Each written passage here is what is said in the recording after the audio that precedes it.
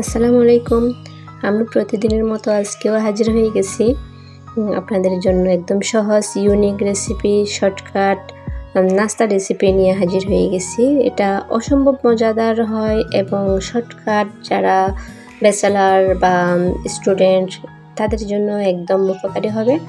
মানে তাড়াতাড়ি হয়ে যায়, একদম সময় লাগে না, খেতেও অনেক লোভনীয় হয়। ঝটপট যদি কোনো কিছু না থাকে, শুধু ময়দা আর ডিম থাকলেই হয়ে যাচ্ছে এমন একটা রেসিপি। অনেক বকবক করলাম, এবার রেসিপিতে আসি।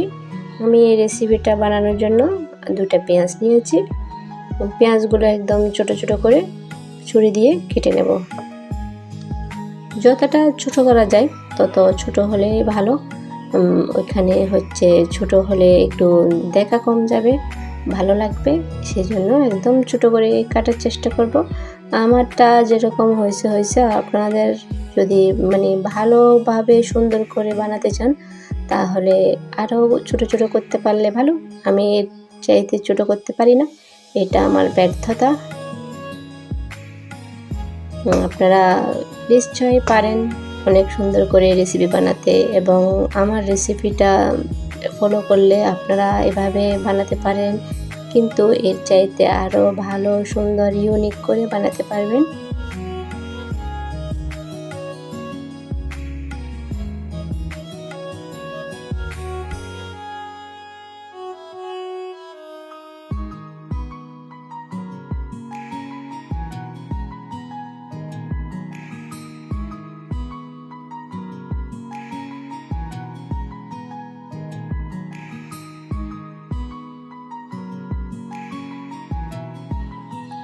এবং সাথে দিয়ে দেব 2টা কাঁচামরিচ।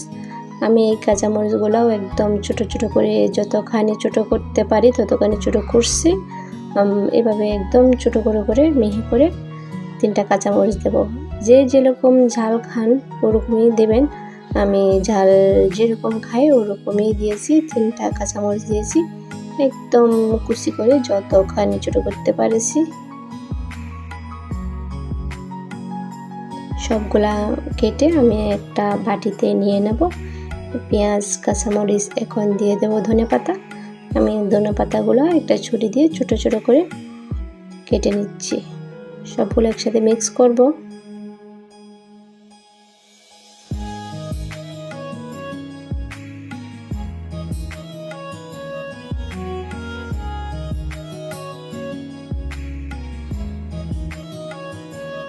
এখানে দিয়ে দেব 2টো ডিম।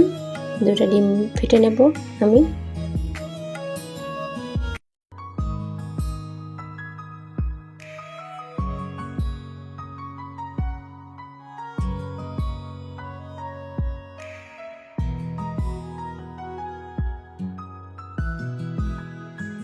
সবগুলো একসাথে মিক্স করে নেব।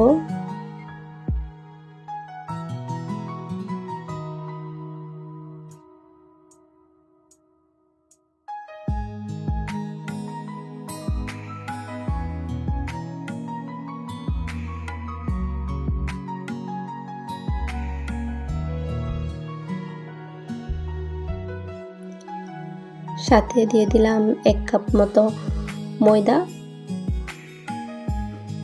যে যেরকম বানাবেন, বেশি বানালে বেশি দিবেন, কম বানালে কম দিবেন। আমি এই 1 কাপ দিয়ে দিলাম, আমার 1 কাপে হয়ে যাবে, সেই জন্য আমি 1 কাপ দিয়ে দিলাম।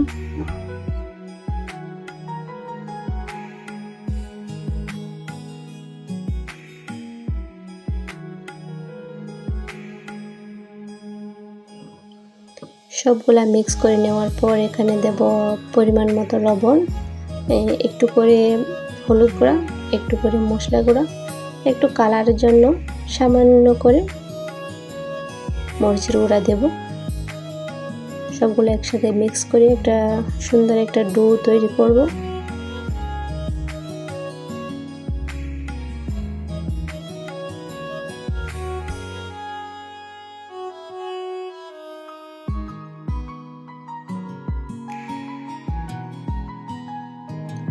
এখানে ডিমের পানি দিয়ে হচ্ছে না, সেই জন্য আমি এখানে আরেকটু করে ঠান্ডা পানি দিয়ে দিলাম। দিয়ে ভালো করে একটা ডো তৈরি করে ফেলবো।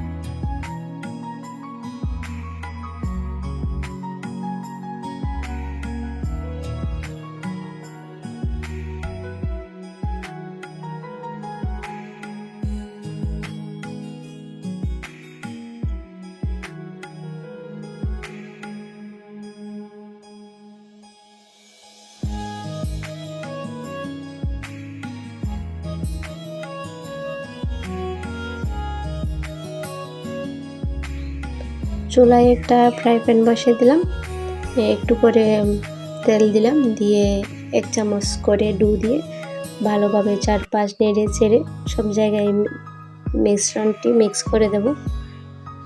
দিয়ে একটু করে ঢাকনা দেব, ঢাকনা দিলে তাড়াতাড়ি সিদ্ধ হয়ে যায়।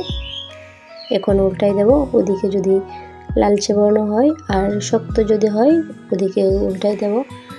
আর একটা টিপস আপনাদেরকে, আপনারা যদি এরকম মানে ভাজা করতে চান তাহলে এরকম ফ্রাই প্যানটা আলাদা রাখবেন, ওটা কোনো কিছুতে ইউজ করবেন না, তাহলে এরকম আমার মতো দেওয়ার সাথে সাথে উঠে যাবে।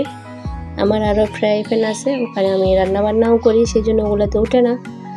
এটাতে আমি শুধু এই কাজই করি, সেই জন্য এটাতে দেওয়ার সাথে সাথে ও মানে ওই পাশ থেকে একদম ছেড়ে যায়, তাড়াতাড়ি উঠে যায়, আমার ভালো লাগে। সেই জন্য আপনাদেরকে টিপস দিচ্ছি যে যারা মানে নাস্তা রেসিপি বানাবেন ওই ফ্রাই প্যানটা আলাদা রাখবেন, তাহলে ওটা তাড়াতাড়ি উঠে যাবে। ওটাতে রান্না বান্না কিছু করবেন না, শুধু মানে ভাজাভুজি এই কাজগুলো, এই নাস্তা রেসিপি বানানো এই কাজটাই করবেন। আমার ভিডিওটা যদি কারো একটুখানি ভালো লাগে তাহলে লাইক কমেন্ট শেয়ার করে পাশে থাকবেন। আমি এখানে তেল শুকিয়ে গেছে, সেই জন্য আর একটু করে তেল দিলাম।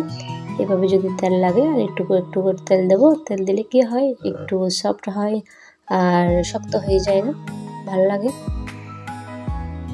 সবাই আমার ভিডিওটা দেখবেন, যদি ভালো লাগে সুন্দর একটা কমেন্ট করবেন। ভিডিওটা দেখতে থাকুন, আমি আবার আসব নতুন রেসিপি নিয়ে, নতুন ইউনিক রেসিপি নিয়ে, সহজ এবং ইউনিক স্ন্যাক্স রেসিপি নিয়ে আমি হাজির হয়ে যাব আগামীকাল। সবাই আজকের মতো বিদায়, ভালো থাকবেন, সুস্থ থাকবেন, সবার সুস্থতা কামনা করে আল্লাহ হাফেজ।